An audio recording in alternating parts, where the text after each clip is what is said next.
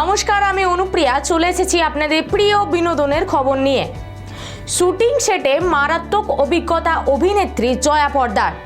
5 minute দেরিতে পৌঁছানোর জন্য এক পায়ে দাঁড় করিয়ে চরম শাস্তি দেওয়া হয় ওনাকে। সাপের মতো হামাগুড়ি দিয়ে খেতে হয়েছিল তাকে। শুটিং সেটে বমি করে ভাসাতেন। দক্ষিণী সিনেমার শুটিংয়ে সে এক মারাত্মক অভিজ্ঞতা জয়া পর্দার। সাপের মতো হামাগুড়ি দিয়ে খাবার খেয়ে বমি। এক সাক্ষাৎকারে শুটিং সেটের চরম অভিজ্ঞতা ভাগ অভিনেত্রী। 7 ও 8-এর দশকে বলিউডের অন্যতম জনপ্রিয় অভিনেত্রী ছিলেন জয়া প্রদা।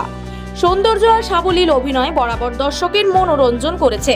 হিন্দি ছবিতে অভিনয়ের পাশাপাশি তামিল ও মালায়ালাম ছবিতেও কাজ করেছেন তিনি। বলিউডে যেমন একচেটিয়া রাজত্ব ছিল, তেমনি দক্ষিণী ইন্ডাস্ট্রিরও উজ্জ্বল নক্ষত্র ছিলেন জয়া প্রদা।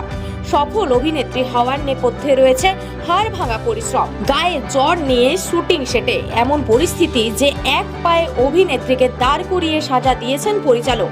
শুধু তাই নয়, সাপের মতো হামাগুড়ি পর্যন্ত দিতে হয়েছে তাকে।